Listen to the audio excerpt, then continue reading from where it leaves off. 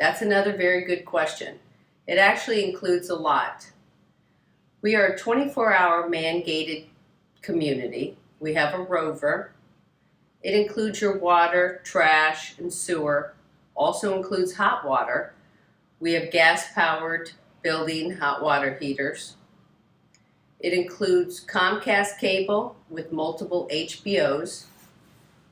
We have on-site management. We have on-site maintenance staff. We also have on-site cleaning staff, all of which are here Monday through Friday, 8 to 4. It also includes all of our amenities. And probably one of the biggest things and the biggest questions is it also includes reserves. We have full reserves, and those are for our roofs, our painting, our paving, our swimming pools, and items like that. So it includes a lot. I hope I answered your question.